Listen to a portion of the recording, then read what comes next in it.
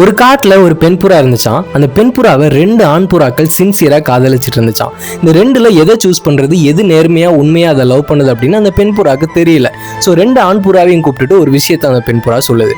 என்ன அப்படின்னா, எனக்கு பயங்கரமா பசிக்குது, 2 பேரும் போயிட்டு நான் சாப்பிட்ற மாதிரி விதைகளை எடுத்துட்டு வாங்க அப்படிங்கிற மாதிரி அந்த பெண் புறா சொல்லுது.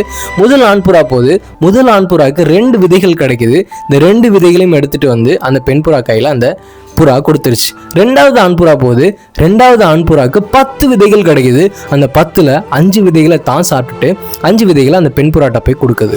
இந்த 2யுமே பார்த்துட்டு அந்த பெண் புறா முதல்ல போன ஆண் புறாட்ட சொல்லிச்சான், நீ எனக்கு வெறும் 2 விதைகள் மட்டும்தான் கொண்டு வந்த, அந்த புறா எனக்கு 5 விதைகள் கொண்டு வந்துச்சு, நான் அந்த புறாவை காதலிக்க போறேன் அப்படின்ற மாதிரி சொல்லிச்சான். அதுக்கு முதல்ல போன ஆண் புறா சொல்லிச்சான், எனக்கு 2 விதை மட்டும்தான் கிடைச்சது, அந்த 2 விதையுமே நான் உங்ககிட்ட கொடுத்துட்டேன், ஆனா அந்த புறாவுக்கு 10 விதைகள் கிடைச்சது, 10ல 5 தான் உங்ககிட்ட கொடுத்துச்சு அப்படின்ற மாதிரி சொல்லிச்சான்.